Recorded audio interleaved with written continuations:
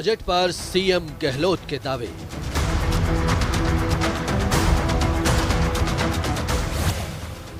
Research करें तो राजस्थान का बजट बनेगा नजीर।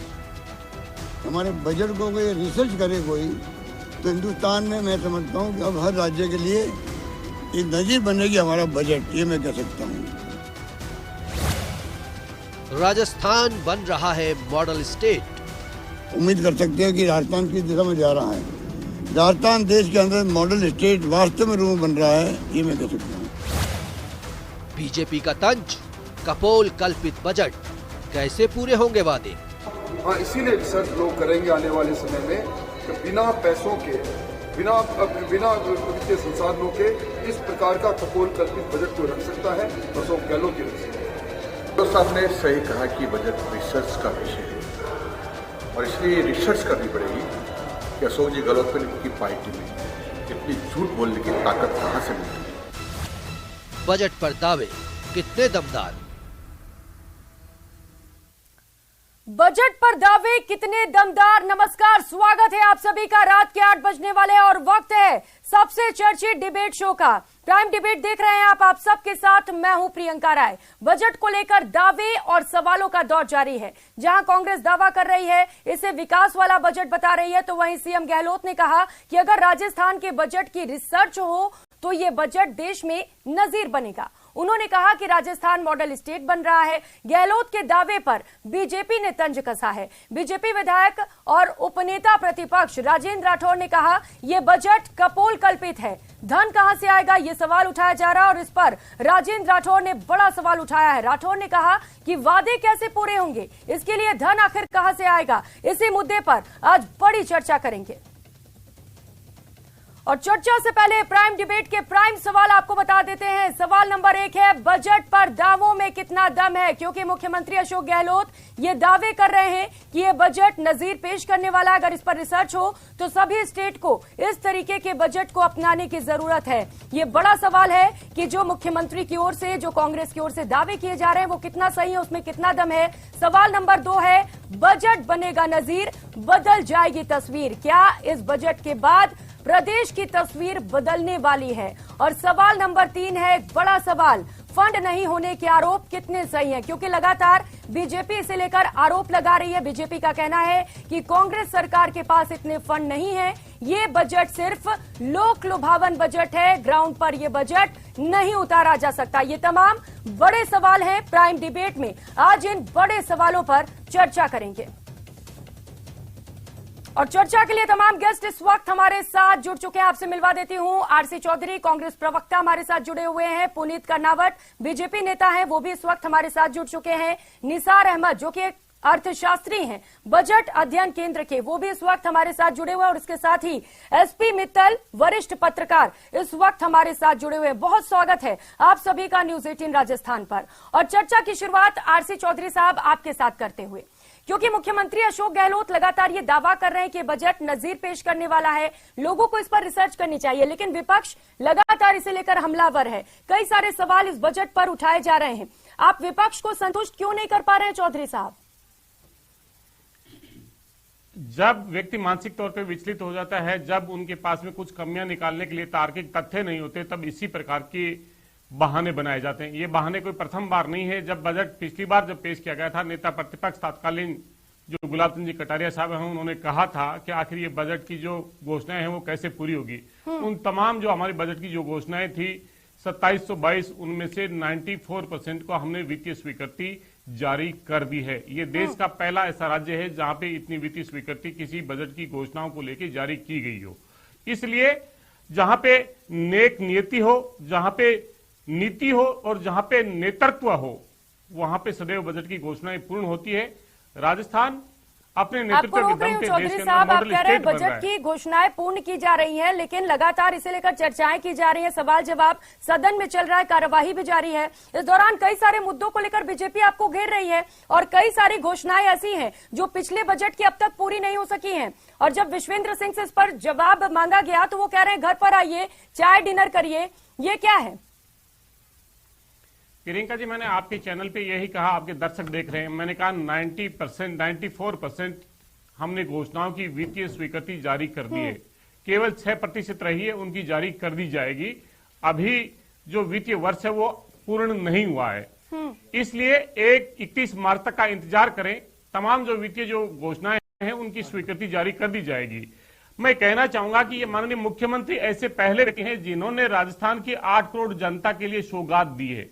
यहाँ पे इस बजट की जो खुशियां हैं वो किसी घर में नहीं, उस घर के हर सदस्य के पास में पहुंची है।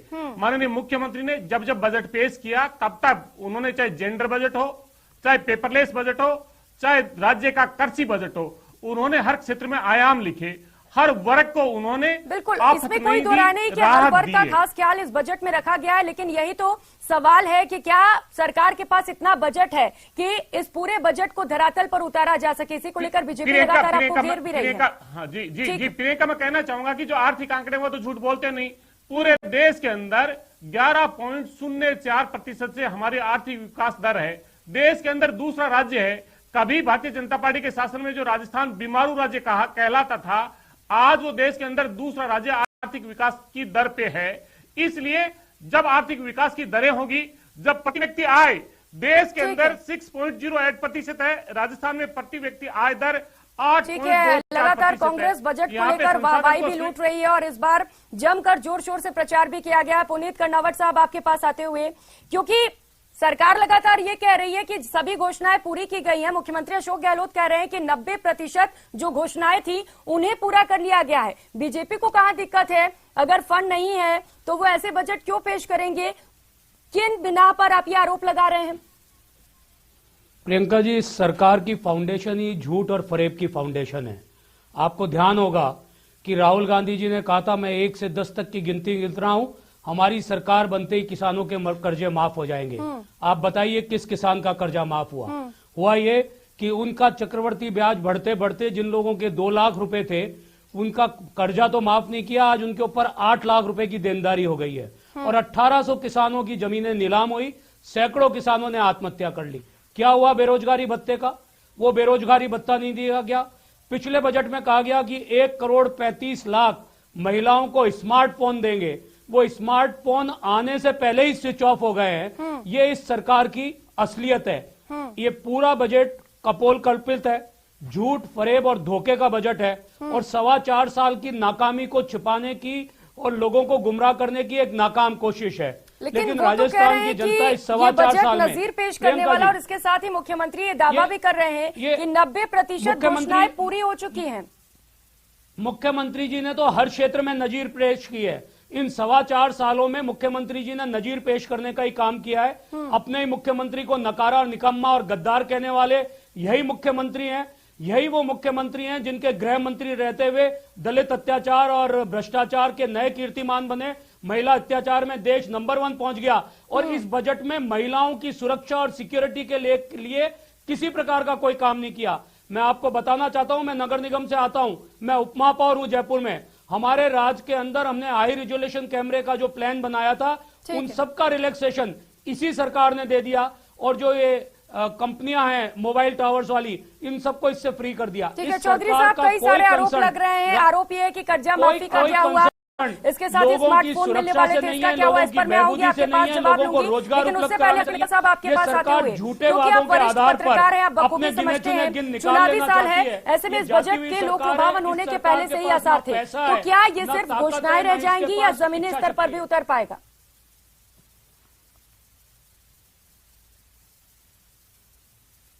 जमीनी स्तर पर उतारने के लिए पैसा ही नहीं है इनके पास। प्रियंका जी, आप बताइए, जिस सरकार ने मित्तल साहब, मेरी आवाज मिल पा रही है आपको? चलिए, फिलहाल शायद मित्तल साहब तक आवाज नहीं पहुंच रही है, कोशिश करेंगे। अर्थशास्त्री हमारे साथ जुड़े हुए हैं निसार अहमद जी, क्योंकि आप एक अर्थशास्त्री, आप बखूबी समझते हैं बीजेपी लगातार ये आरोप लगा रही है कि इतना बजट नहीं है सरकार के पास। क्या देखते हैं, कहां पर इस वक्त राजस्थान स्टैंड कर रहा है और क्या सरकार के पास इतना बजट है कि इन घोषणाओं को पूरा कर सके?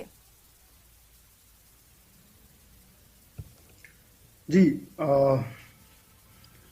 बजट तो सरकार ने बजट का साइज जो है पिछले साल की अपेक्षा लगभग 12% बढ़ाया है अगर बजट एस्टिमेट से देखें तो। लेकिन अगर रिवाइज एस्टिमेट से देखें तो सिर्फ 2.5% बजट बढ़ा है। पिछले साल की अपेक्षा। तो सरकार ने ये ध्यान रखा है कि उनका जो घाटे का जो सीमा है 4%, उसके अंदर ही रखें, उसके बाहर नहीं जाएं। तो कई जगहों पे उन्होंने बहुत ज्यादा अपना खर्चा बहुत ज्यादा नहीं बढ़ा के, लेकिन कुछ सेक्टर में खर्चा बढ़ाया है। लेकिन मैं ये कहना चाहता हूँ पैसा है कि नहीं, वो इससे देखा जाता है कि सरकार का राजस्व कितना आ रहा है जी, रेवेन्यू कितना कलेक्शन है जी। और उसमें सरकार का ये कहना है कि उनका रेवेन्यू पिछले साल की अपेक्षा ओवरऑल रेवेन्यू 9% लगभग बढ़ेगा, और जो ओन टैक्सेस हैं, सरकार के ओन टैक्सेस, वो 16% से बढ़ेंगे, और जो शेयर इन सेंट्रल टैक्सेस है वो भी 25% से बढ़ेगा। तो इस तरह से सरकार को उम्मीद है कि जो ये बढ़ा हुआ रेवेन्यू कलेक्शन होगा 2,33,000 लगभग 2,34,000 करोड़ का, ये इस बार एस्टिमेट किया है सरकार ने 2023-24 में। तो उसके सहारे वो जो अलग अलग सेक्टर में उन्होंने एलोकेशंस किए हैं उतना खर्च कर पाएंगे। तो ये कोई, मुझे नहीं लगता कि पैसे का उतना मसला है। मसला, प्रॉब्लम जो है वो है समय का, क्योंकि पिछले साल का जो यहाँ पे कांग्रेस के प्रवक्ता बैठे हुए हैं और माननीय मुख्यमंत्री जी ने भी कहा कि हमने 90% घोषणाएं पूरी कर दी हैं। तो एक तो उनकी सूची आनी चाहिए सामने जनता के कि कौन सी 90% घोषणाएं हैं जिनकी पूरी हो गई। जनता तो कंफ्यूज है ना, जिस तरीके से सरकार वाहवाही लूट रही है, विपक्ष आरोप लगा रहा है, इन सबके बीच जनता कंफ्यूज है कि आखिर हो क्या रहा है ये। लेकिन इस साल की बात यह है कि इस साल तो ज्यादा समय नहीं मिलेगा सरकार को, 5-6 महीने बाद शायद लग जाएगा आचार संहिता। तो समय, पैसे का उतना मसला नहीं है जितना समय का मसला है इस साल सरकार के पास। ये आप बड़ी बात बोल रहे हैं कि पैसे का मसला नहीं है, क्योंकि बीजेपी लगातार इसी को लेकर गिर रही है। वो कह रही है कि इतना फंड ही नहीं है सरकार के पास, लेकिन बड़ी बात यह है कि समय की कमी भी है। एसपी मित्तल साहब, आपके पास आवाज पहुंच पा रही है मेरी? ठीक है, मेरा सवाल ये था, क्योंकि चुनावी साल है और ऐसे में ये बजट लोक लुभावन है, सभी से लेकर पहले से ही आशंकित थे कि इस बजट में बड़ी बड़ी घोषणाएं की जा सकती हैं और हर वर्ग का खास ख्याल रखने की भी कोशिश की गई है। लेकिन सवाल यह है कि क्या ये घोषणाएं धरातल पर उतर पाएंगी, क्योंकि इससे पहले अहमद साहब भी यही कह रहे हैं कि उतना वक्त नहीं रह गया अब सरकार के पास। देखिए प्रियंका, मेरा ये मानना है कि जो मुख्यमंत्री जी ने कहा कि हमारा बजट जो है वो नजीर बनेगा, मुझे लगता है कि नजीर तो बन चुका है।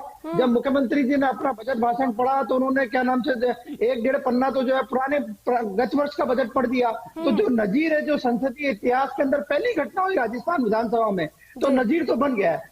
जहां तक मुख्यमंत्री जी ने यह कहा कि इस बजट का रिसर्च होना चाहिए, मैं भी इस बात से सहमत हूं कि ये रिसर्च होना चाहिए। आप देखिए कि जो लोग मेडिक्लेम पॉलिसी कराते हैं, यदि वो 10 लाख तक की पॉलिसी कराते हैं तो उनकी साल भर की प्रीमियम कम से कम, बता रहा हूं मैं आपको, 50,000 रुपए की आती 10 लाख की मेडिकल पॉलिसी में। लेकिन आप देखिए मुख्यमंत्री जी ने कमाल कर दिया, जो बीपीएल धारक है उनको कहा कि आपका 1 रुपया भी नहीं लगेगा और हम आपको 10 लाख की मेडिकल पॉलिसी देंगे। जो सामान्य वर्ग के लोग हैं, जिनकी आर्थिक स्थिति ठीक ठाक है, उन सबको, चाहे जो जिस वर्ग के लोग हों, उन सबको कहा कि हम 850 रुपए के अंदर 10 लाख का मेडिक्लेम देंगे। मुझे लगता है कि क्या नाम से वाकई पूरे देश के अंदर ऐसी स्कीम नहीं होगी जिसमें मात्र 850 रुपए के अंदर आपको 10 लाख का क्या नाम से मेडिक्लेम मिल रहा हो। लेकिन सवाल ये उठता है कि क्या ये सारी जो योजना है मुख्यमंत्री जी की, वो क्या जमीनी हकीकत पे उतर रही है? ये बड़ा सवाल है जी।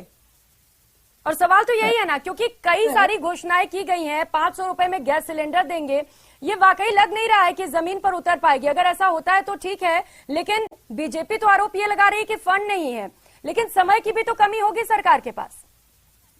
प्रियंका जी, नहीं, देखिए मैं क्या नाम से जो अर्थशास्त्री है निसार अहमद साहब, उनकी इस बात से सहमत हूं कि आपने बहुत सारी घोषणाएं कर दी हैं, लेकिन आपके पास समय नहीं है। 5-6 महीने बाद में आचार संहिता लग जाएगी, बिल्कुल वो सही कह रहे हैं। आप इनका इम्प्लीमेंटेशन कैसे करेंगे? जैसे अभी बात आई है कि आपने कहा, बिल्कुल, और इम्प्लीमेंटेशन कैसे होगा ये बड़ा सवाल है, क्योंकि सिर्फ घोषणाएं करने से तो कुछ नहीं होता है, उन्हें धरातल पर उतारना भी बेहद जरूरी हो जाता है। पुनीत कर्नावत जी कुछ कहना चाहते हैं? जी पुनीत जी बोलिए। प्रियंका जी, मैं इतना कहना चाहता हूं कि राजस्थान वो स्टेट है जिसको आरबीआई ने चेतावनी दी कि आप अपनी जीडीपी का 39.8% लोन ले चुके हैं। ये वो स्थिति है जो पाकिस्तान और श्रीलंका की स्थिति है। ये सरकार का वित्तीय कुप्रबंधन इस प्रकार का है जिसने राजस्थान को आर्थिक रूप से पूरी तरीके से खोखला कर दिया है। गहलोत साहब की सरकार तो जा रही है, इसमें किसी प्रकार का कोई संदेह नहीं है। आने वाली सरकार को इस चुनौती का सामना करना पड़ेगा कि राजस्थान की आर्थिक स्थिति को इतनी बदतर स्थिति में लाकर छोड़कर जाने की जिम्मेदारी और कोई नजीर पेश की गई है तो वो यही गहलोत साहब की सरकार है जिसने ये नजीर पेश की। आज राजस्थान के अंदर 3,40,000 रुपए का कर्जा बढ़कर 5,81,000 करोड़ रुपए का हो गया, 81 लाख करोड़ का हो गया। जो कर्जा इनकी सरकार जाते जाते अगर इन्होंने जो घोषणाएं की हैं उन घोषणाओं में से ये कुछ भी पूरा कर पाए तो ये 7 लाख करोड़ तक ये कर्जा चले जाएगा। चौधरी साहब तो कह रहे हैं कि बीजेपी बौखला गई और इसी की वजह से अनर्गल आरोप लगाए जा रहे हैं। ये अनर्गल आरोप नहीं है प्रियंका जी, ये सच्चाई है। इस सच्चाई का सामना करना पड़ेगा कि जब आप राज में आए तब आपके पास 3,40,000 करोड़ का कर्जा था जो 70 सालों का कर्जा था। आपने इन 5 सालों में उसको बढ़ाकर 5,81,000 करोड़ तक ले गए और अब ये कर्जा 7 लाख करोड़ तक पहुंचने वाला है। आप राजस्थान को आर्थिक रूप से दिवालिया बनाने की दिशा में ले जा रहे हैं। फंड इतना है सरकार के पास, आप लगातार ये बोल रहे हैं कि सरकार के पास तो फंड ही नहीं है, लेकिन फंड तो है उनके पास। सरकार कर्जा लो और रेवड़ियां बांटो, कर्जा लो और वोट खरीदो अभियान पर निकली है। आपको मैं याद दिलाना चाहता हूं 2013 का बजट भी कुछ इसी प्रकार का था जो गहलोत साहब ने पेश किया था और उन्होंने सोचा था कि वो 4 साल चौधरी साहब रेवड़ियां बांट रहे हैं क्या बजट के नाम पर? ये आरोप लगाए जा रहे हैं बीजेपी की ओर से और सवाल ये है कि कर्जा माफी का क्या हुआ, स्मार्टफोन देने वाले थे, इन सभी घोषणाओं का क्या हुआ? ये तो अभी तक धरातल पर नहीं उतर पाए हैं ना, तो सवाल तो उठेंगे। आप बताएं 1,35,000 1,35,00,000 मोबाइल तो स्टार्ट होने से पहले ही स्विच ऑफ हो गए। ठीक है, राज्य की महिलाएं ताक रही है कि कहां है स्मार्टफोन। ठीक है, चौधरी साहब को बोलने दीजिए जी। प्रियंका जी, मैंने तमाम इनको सुना क्योंकि राजस्थान की जनता के सामने झूठ और जुमले के जो लोग हैं वो गुमराह करना चाहते हैं। ये सदैव इसको गुमराह करना चाहा, लेकिन हम गुमराह नहीं होने देंगे क्योंकि जनता ने नेतृत्व पे भरोसा किया। उपचुनाव हुए तो हमें जनादेश दिया और पुनः हमें जनादेश देके बड़े बहुमत के साथ में भेजेगी। इन्होंने जो आरोप लगाया किसान के कर्ज का बात, इन्होंने अंतिम वर्ष पे जब मुख्यमंत्री वसुंधरा राजे जी की सरकार के समय में जिन गोलियों से, पुलिस की गोलियों से किसानों की निर्मम हत्या की गई, उस सरकार ने जाते वक्त में 50,000 रुपए कर्जा माफी की घोषणा की। वो 6,000 करोड़ रुपए कांग्रेस की सरकार ने आने के बाद में अपने आप को ओढ़ा। उसके बाद में 14,000 करोड़ रुपए का हमने किसानों का कर्जा माफ किया। राष्ट्रीय बैंकों का जो कर्जा है, हमने प्रधानमंत्री को पत्र लिखा मुख्यमंत्री ने कि आप औरों का कर्जा अगर वेव ऑफ कर सकते हो तो किसानों पे जो पेनल्टी और ब्याज लगाए उसको वेव ऑफ कीजिए और बाकी का पैसा राजस्थान की सरकार देगी। 10% पे सेटलमेंट कीजिए, लेकिन सूट और बूट की सरकार झूठ और लूट के सारे जनता को ठगने का काम करती है और 2 लोगों के लिए केंद्र की सरकार काम करती है और उस किसान का कर्जा माफ नहीं करना चाहता जो 12 लाख करोड़ रुपए दो अपने पूंजीपति मित्रों के और चंद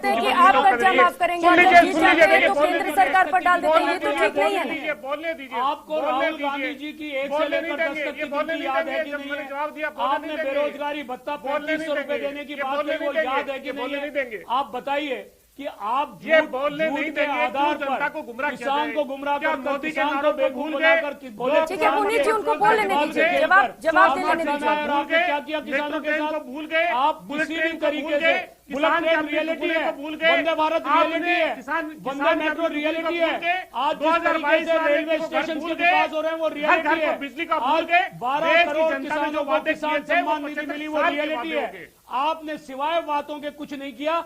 आप अपने उप मुख्यमंत्री को गरियाते रहे, अपने ही मुख्यमंत्री को धमकाते रहे, आप ये भाजपा का सत्य है और भाजपा की बौखलाहट है। इनके नेता को मैंने बिल्कुल व्यवधान नहीं डाला ताकि आरोप लगाए तो राजस्थान की जनता को जवाब दे सकूं, लेकिन इनकी बौखलाहट बना रही है कि इनके जो काले कारनामे वो जो किसानों के लिए परेशान मत होइए। ठीक है, वो तो समय बताएगा कि ये जो घोषणाएं की गई है वो कितना धरातल पर उतर पाती है। एसपी मित्तल साहब आपके पास आते हुए एक छोटा सा क्लोजिंग कमेंट, क्योंकि सरकार लगातार वाहवाही लूट रही है। जिस तरीके से आपने देखा कि जमकर प्रचार प्रसार भी किया गया उनकी ओर से, बजट बढ़त और राहत की बजट, लेकिन अब लोगों को उम्मीदें जगी है इस बजट से। क्या ये बजट धरातल पर उतर पाएगा? प्रियंका, मैं कहना चाहूंगा कि मैंने किसी नेता को व्यवधान नहीं डाला था। दर्शकों से निवेदन करना चाहूंगा, जब भी भारतीय जनता पार्टी विचलित होती है और लगता है कि जनता के सामने सच्चे जाएगा तो ये बीच में व्यवधान जरूर डालेंगे जो बीजेपी के नेता कर रहे हैं। मैं सबको सुना ताकि आरोपों का जवाब दे सकूं। इन्होंने मित्तल साहब से भी गुजारिश करना चाहूंगा कि एक मानवीय भूल इनके लिए ऐतिहासिक मुद्दा हो सकती है, लेकिन सरकार की घोषणाओं पे मित्तल साहब भी कोई टीका टिप्पणी नहीं कर सकते। मैं दावे के साथ कह सकता हूं, मित्तल साहब भी ये जानते हैं कि जब 2018 के अंदर 2013 में जब कांग्रेस की सरकार गई थी तो राज्य में कर्जा 1.5 लाख करोड़ रुपए था। जब भाजपा की सरकार गई तो ये स्वीकार कर रहे हैं 3,40,000 करोड़ का कर्जा किया, 2 गुने से ज्यादा किया। जब ये कर्जा करते हैं तो एसेट्स का क्रिएशन करते हैं। 70 साल में देश पे 55 लाख करोड़ रुपए का कर्जा हुआ। आज इनके राज के अंदर 155 लाख करोड़ रुपए का कर्जा है। 70 साल में जो कर्जा नहीं हुआ था उससे दुगुना इन्होंने 7 साल में बुलेट ट्रेन और जो मित्रों को किसान सम्मान निधि भी मिल रही है। मित्तल साहब, क्या लग रहा है लोगों की जो उम्मीदें जगी है वो पूरी हो पाएंगी? 70 साल में भाजपा ने 7 साल में बेच दिया और देश के हर व्यक्ति पे कर्जा। ठीक है, हो गया, वहाँ पे 2 लाख। आपकी बात सुन ली सबने। चलिए ठीक है, फिलहाल वक्त इतने की इजाजत देता है। बहुत शुक्रिया आप सभी मेहमानों का हमारे साथ जुड़ने के लिए और इस चर्चा के लिए। और आज हमने चर्चा की कि क्या ये बजट धरातल पर उतर पाएगा, क्योंकि एक और मुख्यमंत्री अशोक गहलोत कह रहे हैं कि ये बजट नजीर पेश करने वाला है, तो वहीं दूसरी ओर उपनेता प्रतिपक्ष राजेंद्र राठौड़ इसे कपोल अल्पित बजट बता रहे हैं। अब सवाल यह है कि क्या ये बजट वाकई धरातल पर उतर पाएगा या नहीं। बहुत शुक्रिया आप सभी का, नमस्कार।